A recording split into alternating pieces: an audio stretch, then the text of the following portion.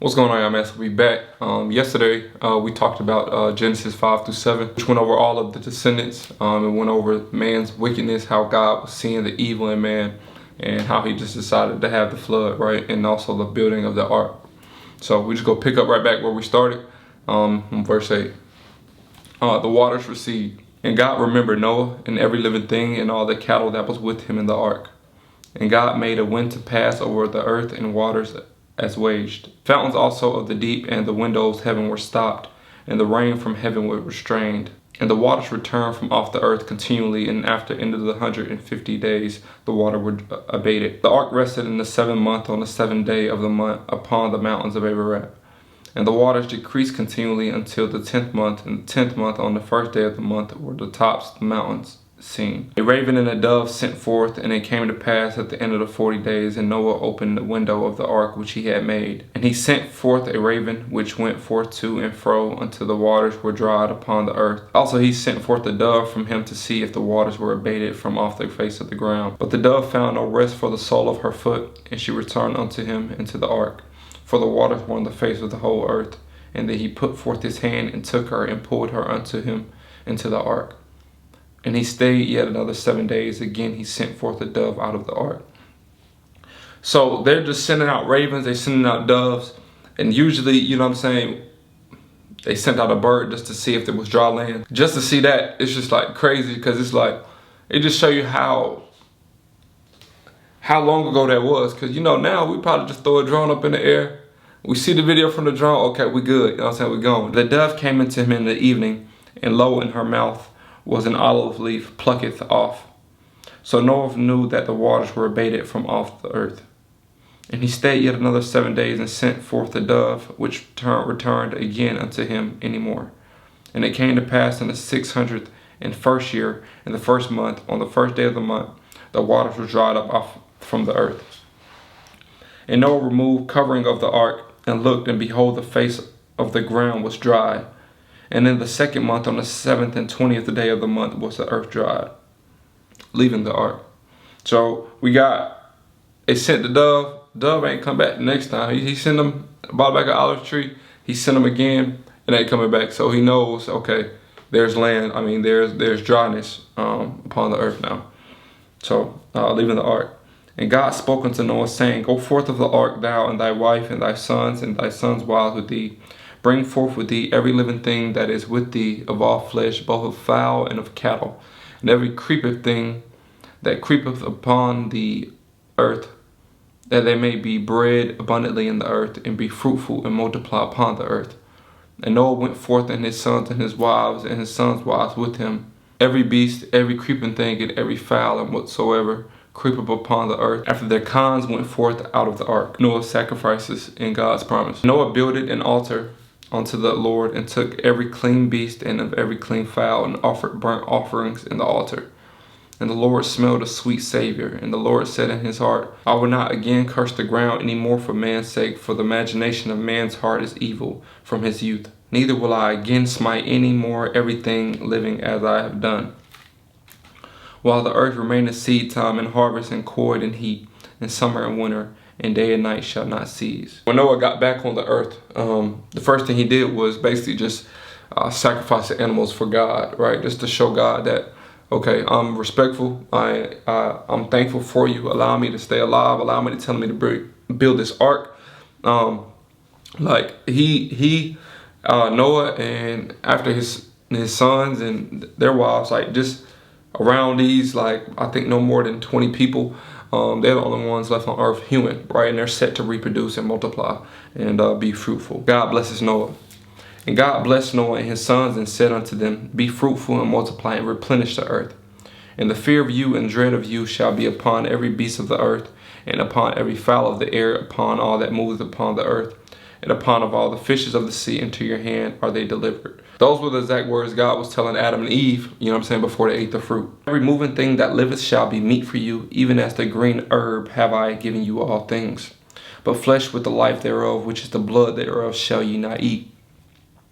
This is it right here. I know this is the Old Testament. I know it's something new in the New Testament, but it said you can eat any living thing, right? When they say living thing and he says herb, we talking about, you know, vegetables, fruits, living, those are like high vibrational foods in the sense of like, it's not dead, right? It's not that fruit or vegetable doesn't have a flesh, you know, like we have flesh. But the flesh within life thereof, which is the blood thereof, shall ye not eat. So any living thing that had like blood going through it, like it's blood pumping, it got a heart, things of that nature, God said do not eat those things during that period of time, right? Surely your blood of your lives will I require, at the hand of every beast will I require it. And at the hand of man, at the hand of every man's brother will I require the life of man. Whoso sheddeth man's blood, by man shall his blood be shed, for in the image of God made he man. And you be fruitful and multiply, bring forth abundantly in the earth and multiply therein. God's covenant with Noah.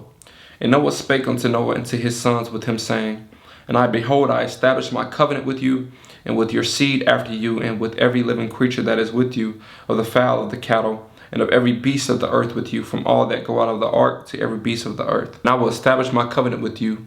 Neither shall all flesh be cut off any more by the waters of flood, neither shall there any more be a flood to destroy the earth, the rainbow. And God said, That is the token of the covenant which I have made between me and you, every living creature that is with you for perpetual generations. I do set my bow in the cloud, and it shall be for a token of covenant between me and the earth. And it shall come to pass when I bring a cloud over the earth, and the bow shall be seen in the cloud. And I will remember my covenant which is between me and you and every living creature of all flesh, and the water shall no more become a flood to destroy all flesh. And the bow shall be in the cloud, and I will look upon it, that I may remember the everlasting covenant between God and every living creature of all flesh that is upon the earth. God said unto Noah, This is the token of the covenant which I have established between me and all flesh that is upon the earth. And the sons of Noah that went forth of the earth were Shem, and Ham, and Japheth. And Ham is the father of Canaan. These are the sons of Noah, and of them was the whole earth overspread. Noah's drunkenness. And Noah began to be a husbandman, and he planted a vineyard, and he drank of wine, and was drunken, and he was uncovered within his tent. And Ham, the father of Canaan, saw the nakedness of his father, and told his two brethren without. And Shem and Jacob took a garment and laid it upon their shoulders, and went backyard and covered the nakedness of their father. And their faces were backward, and they saw not their father's nakedness. And Noah awoke from his wine, and knew what his younger son had done unto him. Canaan cursed. And he said, Cursed by Canaan, servant of servants shall he be unto his brethren. And he said, Blessed be the Lord God of Shem, and Canaan shall be his servant. God shall enlarge Japheth, and he shall dwell in the tents of Shem, and Canaan shall be his servant. And Noah lived after the flood 150 years. And all days of Noah were 950 years, and he died. So Noah lived 150 years. And it also talk about how Noah was drunk, right? And the only people that came to like cover him up was Shem and Japheth, right? Canaan didn't do anything. So it's basically saying since Canaan didn't do anything, and I don't know if it was a sign of respect or anything, but Canaan shall be cursed, and he shall be the servant of Shem and Japheth. Shem and Japheth, Noah's descendants. Now these are the generations of the sons of Noah, Shem, Ham, and Japheth, and unto them were sons born after the flood. The sons of Japheth, Gomer, Magog, and Madai, and Javan, and Tubal, and Meshech, and Tiras. I'm sorry if I'm saying anything wrong. And the sons of Gomer, Ashkenaz, and Riphath, and Togarmah. Sons of Javan, Elisha, Tarshish, Kedem, Dadanim. These were the isles of the Gentiles divided in their lands, every one after his tongue, after their families and their nations. Ham's descendants. And the sons of Ham, Cush, Mizraim, Phut, and Canaan. And the son of Cush, Seba, Havilah, and Sabata, and Ramah, and Sabataka.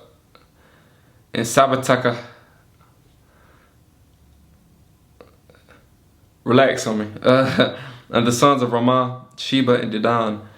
And Cush begot Nimrod, and he began a mighty one in the earth. He was a mighty hunter before the Lord, wherefore it is said, even as Nimrod, the mighty hunter before the Lord. And the beginning of his kingdom was Babel, and Erech, and Akkad, and Calneh, in the land of Shinar.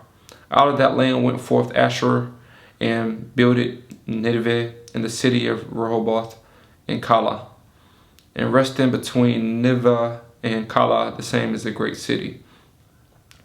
And Mizraim begat Ludim, and Anamin, Anamim. It's these names back then, boy. You had to put some. Would have died out of, you know what I'm saying? No disrespect. I ain't, my bad. And Lehabim, and Natuhim, and the Pathrusim, and Pathrusim, and Calculaim, out of whom came Philistine, and Kaphtorm, and Canaan begat Sidon his firstborn, and the Jebusite, and the Amorite, and the Gergasite, and the Gergasite, and the Hivite, and the Archite, and the Sinite, and the wow, this is so crazy. It's just to read, this now. It's just like this is completely, just not English. And the Arvadite, and the Zimmerite, and the Hamathite, and afterward were the families of the Canaanites spread abroad, and the border of the Canaanites was Sidon, as thou comest to Gegar unto Gaza, and thou goest upon Sodom and Gomorrah and Adamah and Zeboim, even unto Lasha. These are the sons of Ham after their families, after their tongues, and their countries, and their nations. So we are going through every single body, like everybody was listed, right? It's just like a family tree. Then we got Shem descendants. Unto Shem also the father of all the children of Eber, the brother of Japheth, the elder, even to him were children born. Children of Shem, Elam, Ashur, Aphad, and Alud, and Aram, and the children of Aram, Uz, and Hol, and Gether, and Amash. And Aphad begat Salah, and Salah begat Eber. And until Eber were born 2 sons, the name of one was Peleg, for in his days was the earth divided, and his brother's name was Joktan. And Joktan begot Alamadad, and Shelf, and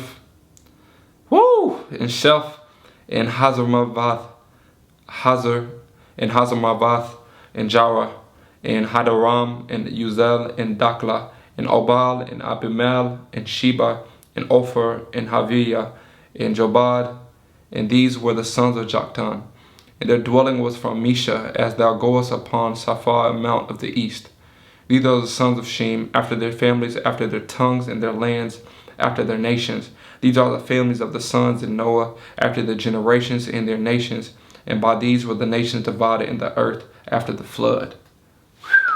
That's just so crazy to me, because when I used to read the Bible, right, I never got, after like when I used to read, I tried to read it like in high school or anything like that. And when I got to this part, like I always used to just like put it down, bro, because I'm like, I'm not about to want to say after that, like that didn't interest me, right? Like they're giving you a complete breakdown. That's why it was like, I want to read this, man, because it's like they're giving you a complete breakdown. Like imagine, like, you know, when you're born, right, and then like some period of time you got a family book, you start to see your great grandmoms, your great granddads, and all that. These are generations and generations and generations are people, right? So it's just like they're giving you a breakdown of everybody that was upon this earth, you know what I'm saying, after the flood. And they just, I can't wait to continue to read this, man. I hope y'all enjoying it. I hope y'all reading along with me. I'm telling you, it's gonna do for the good. You're gonna be just so more clear-minded and understanding about everything that's going on inside this book, right? So